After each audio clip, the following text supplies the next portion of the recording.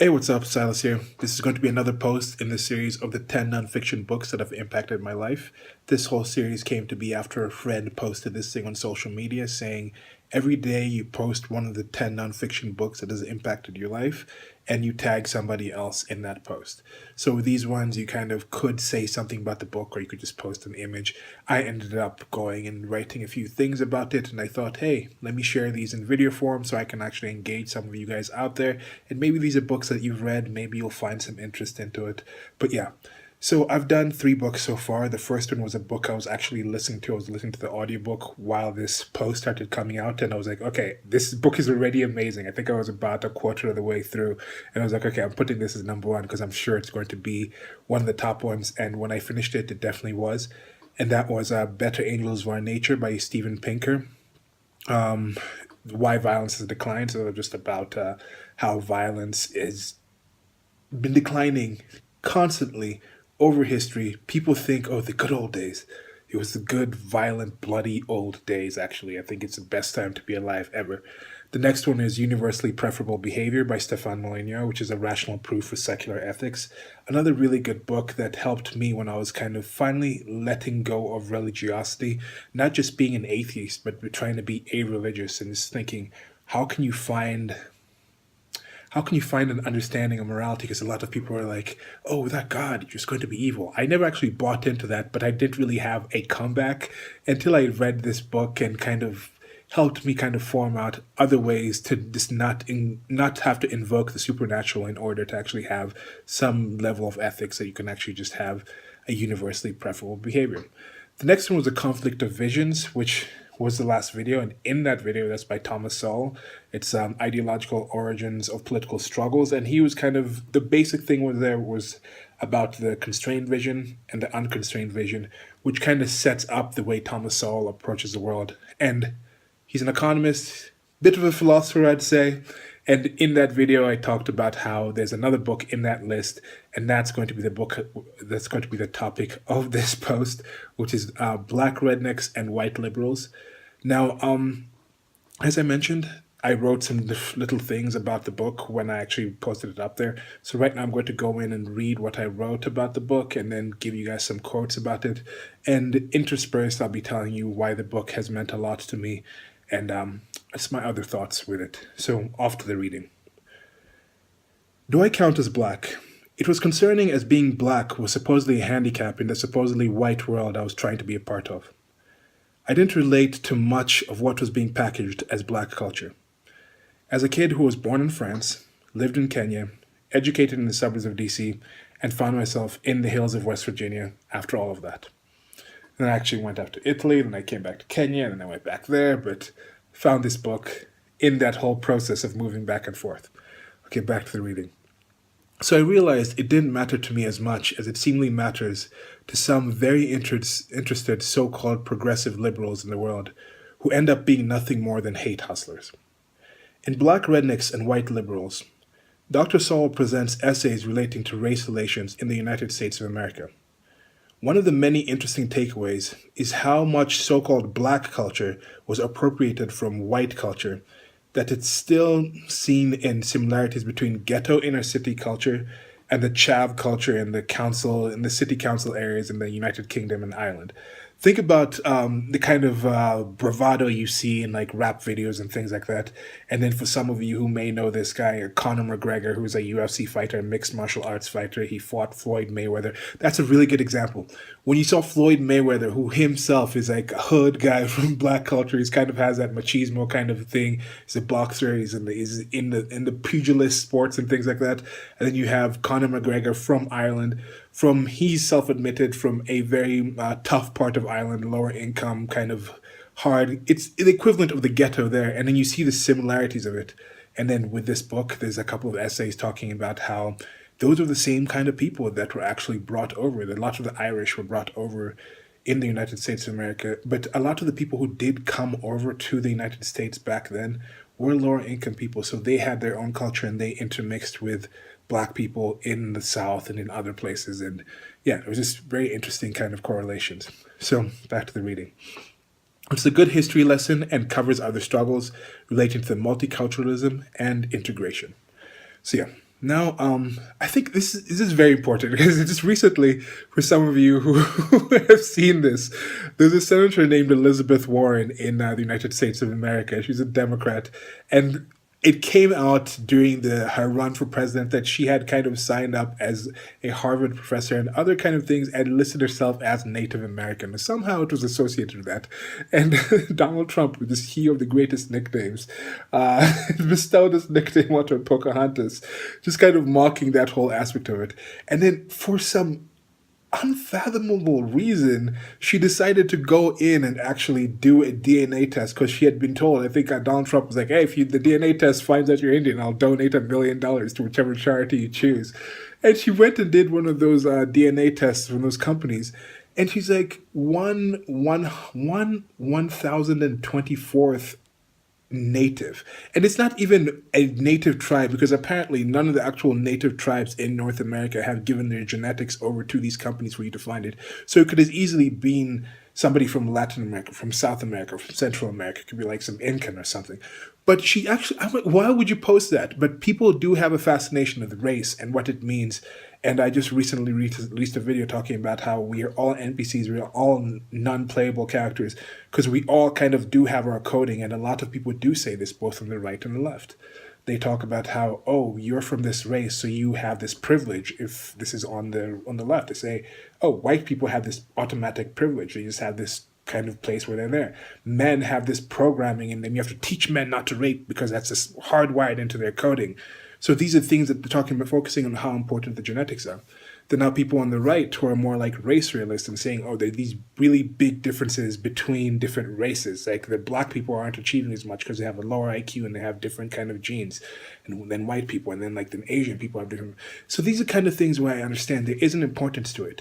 From my background, as I mentioned, from traveling around, I haven't really been able to join in on one culture, like the culture where I'm technically Kenyan, so I'm supposed to be part of this culture by what people say, but I came back and I couldn't even understand what people were speaking because I moved from France. I knew French and English. Majority of the people here, close family and close relatives, only spoke Swahili and the tribal tongue. So there's people who were supposed to be closer to me than anyone that I've met. Okay, I had some relatives come visit when I was in France. But these friends that I spent time with, the places that I've known, that's supposedly not a part of me. Yet I'm supposed to be part of this place that I've just moved to, and I can't even understand the words people are speaking. So it's like, that's kind of been my life, kind of looking at things from the outside and kind of trying to understand. And this book helped me a lot kind of realize, okay, yeah, black rednecks and white liberals, and also having the time in in West Virginia and seeing how West Virginia itself was a bit like coming back to the countryside of Kenya in some places, and just where it's like it's this different kind of scenery and the people have different skin color, different hairstyles, speak a different language, but the kind of folksy like feel about it was kind of the same, salt of the earth people. So anyway, there was just a few things with this. Anyway, so let me get to some of the quotes.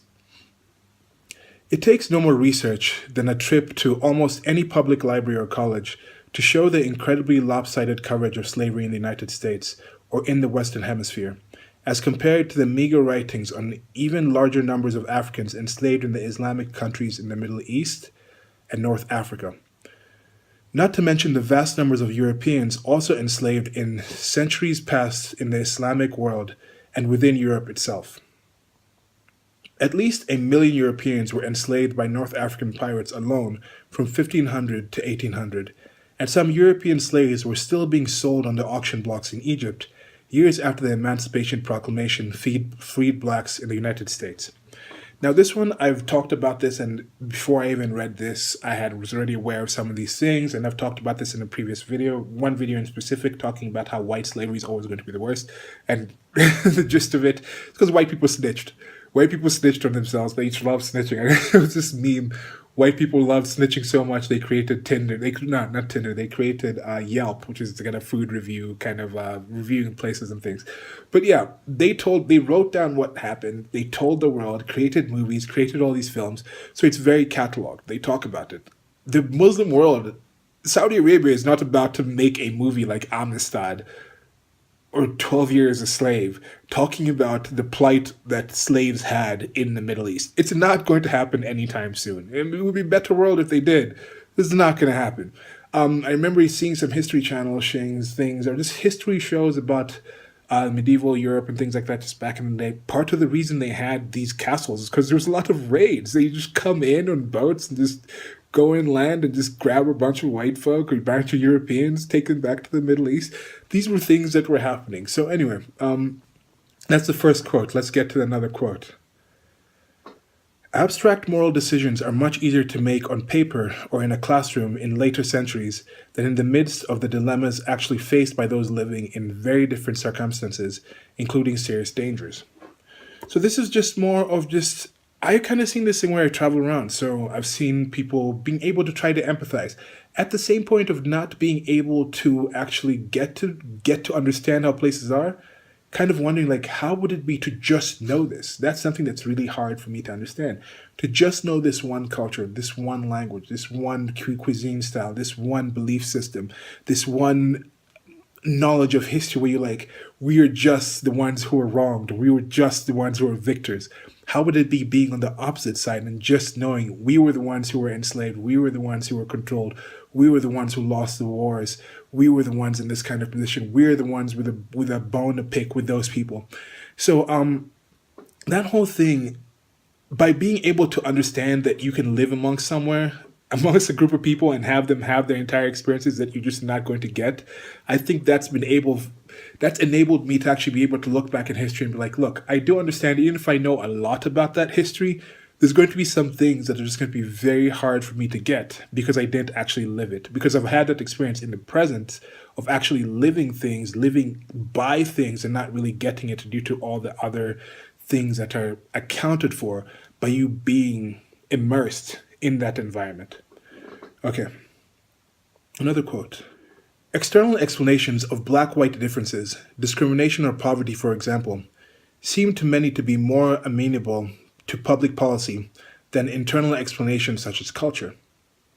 Those with this point of view tend to resist cultural explanations, but there is yet another reason why some resist understanding the counterproductive effects of an anachronistic culture.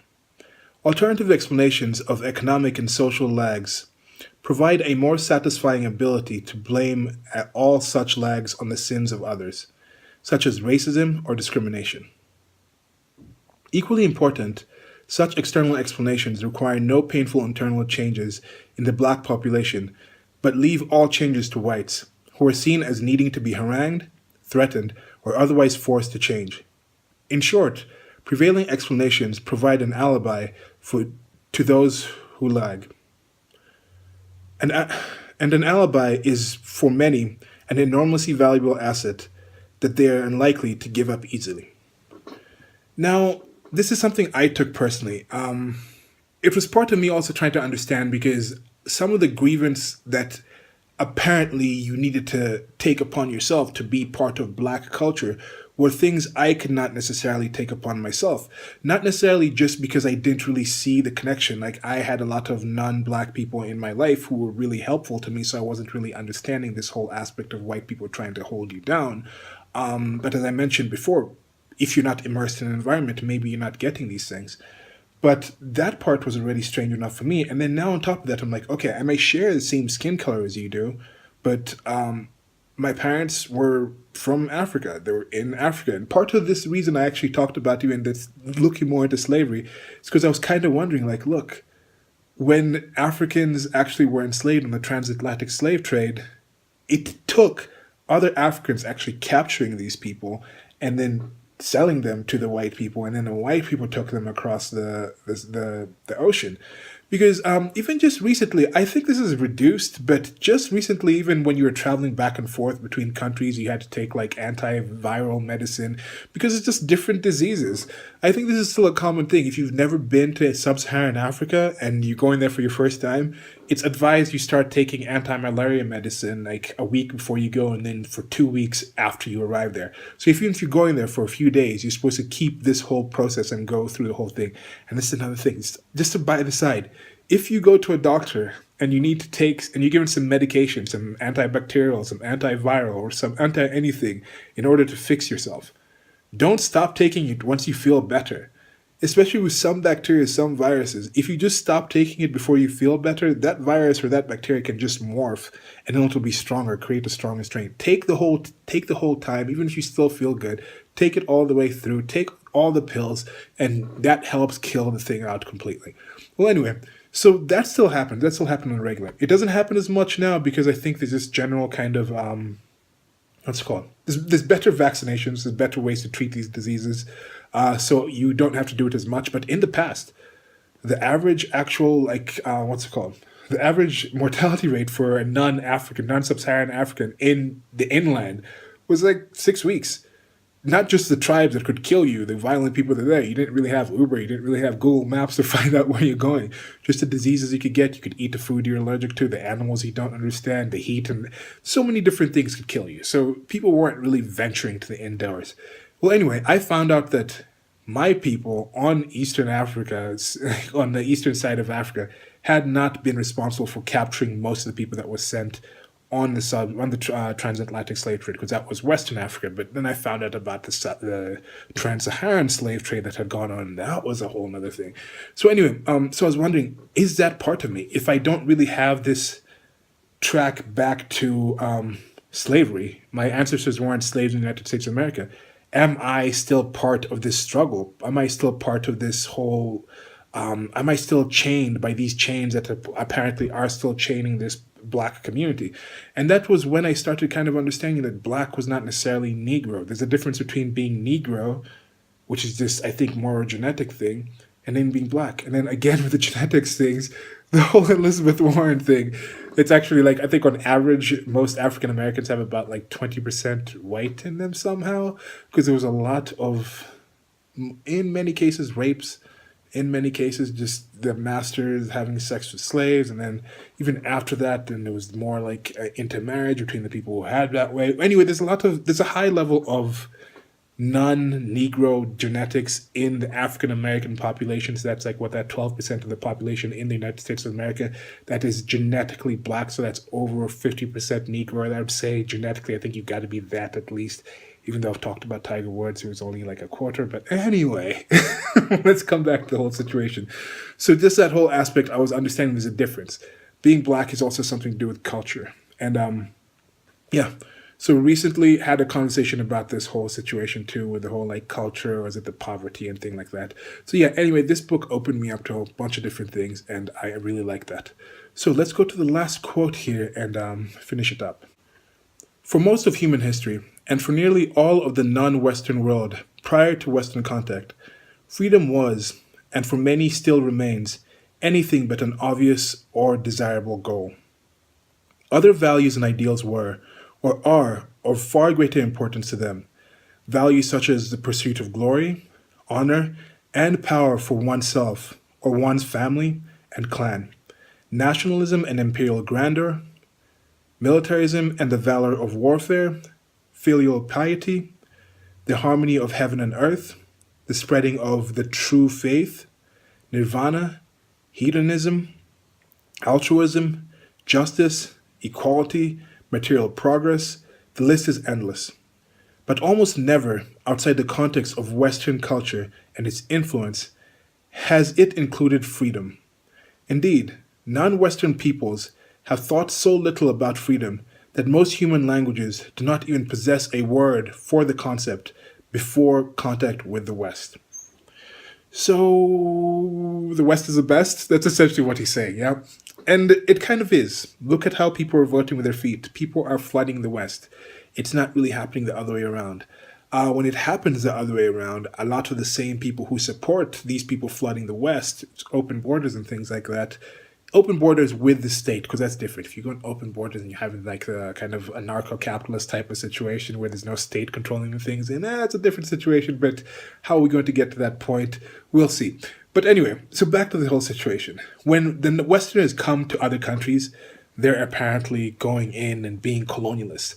And then I also started wondering, I was like, okay, now since I think I am very Westernized, I grew up in the West, I've been educated there, I've taken in some of that culture as much as one possibly can in my whole mentality and mind state. Now, if I come to Africa and I take my Western ideas and I start doing things here that other Africans weren't doing, other Kenyans weren't doing, am I also a Western colonialist coming and taking stuff? Now, if black is not necessarily Negro, now if an African American does that, let's say they go back to Ghana, where that's in Western Africa, and they can find, oh, we had family here, and then they go back and they do stuff like that, and then they start opening companies there. Are they taking away opportunities from the Ghanaians? Are they colonialists? Are they doing that kind of colonial thing, coming in and taking things away? Are they doing that? If they were white, would they be doing that? If they were from Europe? Now, if you have a situation like in South Africa, where you have the white farmers who have been living there for generations, I know there was apartheid and things like that. There was horrible things going on with that kind of government. But are the people right now living there responsible for what happened in the past? I don't necessarily say so. Now, those people who are getting kicked out of their homes, why are they considered to be not African? If you can get a situation where people were taken to the United States of America, they were enslaved and taken there, but they have become Americans, they're part of that culture, why can't you have the inverse, where these people have come to Africa, have actually put their blood, sweat, and tears into the earth, and actually they're part of it? So I think we are going towards a world where there's more globalization and freedom. That whole concept, I definitely do thank the West for that. Thank it just infinitely, and I think the world will look back. Whatever happens to Western culture as it is, I think it might be time when it's actually morphing into something else. As globalization happens, it's going to kind of be, Western culture might be what informs the new global culture. It might inform the philosophy of the new global culture, the ideals, the idealism of the new global culture. It might inform what we kind of try to aspire to in the new global culture. Because I think that's happening, whether we like it or not. It doesn't have to be forced through global states, New World Order type of thing, but it's just a general thing. We started, as it's mentioned here, where people were more focused on things like talking about nationalism, imperial grandeur, filial piety, the spreading of the true faith. They were doing these kind of things, focusing more on, you started with this, it's me and my brothers, my sisters, my direct family. They're like, okay, it's our clan. Then it's, okay, our village. Then it's like, okay, our little, like, area where we all live, this whole little, like, valley or area. Or then we went to, like, principalities, and you go to, like, nations, and you go to, like, continents, and you go to international blocks and things like that. And these are things how we just kind of generally grow as we get into contact with people, and we start realizing, hey, that person actually is a bit familiar. Like, oh, this thing that I've been doing in my life, that actually came from that person's family in this other place, this other culture somewhere else. Yet it's a part of my culture now. People who are understanding what freedom is and like, wow, that concept is actually pretty cool. I didn't even think about it. I didn't even know that freedom is something that I wanted or I could even have or could aspire to have. But I realized that's just a basic thing that is just an amazing thing. And thanks the West for this. Thank you for this. Thank you for this other thing. So this whole kind of situation where I think the world is moving towards that. And it's a beautiful thing. So anyway, I'm going to just wind it down here before I go on more tangents. But what do you guys think about those quotes? Have you guys read the book? Let me know if you have. If you have, comment section, hit me up. Let's talk about this book. I've read some other books by Thomas Sowell as well, and heard other books, read articles and things like that, of course. But these are the two that are in this list. As I mentioned in previous videos, I'm probably going to extend this past the 10 books, but first I'm going to get through the initial 10 books. And the next kind of series, the next few are going to be towards something I mentioned here, how I was coming away from being religious or an atheist and then going more to a-religious. So I'm going to be talking about some books of this. Man, Christopher Hitchens is going to be the next book. I'm going to talk about one of the books from Christopher Hitchens. Amazing guy, amazing writer, the late Christopher Hitchens. Ending there. Like, share, and subscribe. Links below to the merchandise store. Goodbye. So this whole globalization of culture thing, I mean, I could just be projecting, but I see this happening. And definitely from my personal experience, I know there's a lot of things about me which I'm like, oh, I know I got this from there. Oh, I got that from there. Oh, this is probably from there. Are there things in your personal life that you were sure come from one culture, or the culture that you consider yourself to be part of, and you find out, oh no, that actually came from somewhere else? What's kind of something that's happened for you and you thought of that? And let me know that in the comment section as well. Thanks. Goodbye.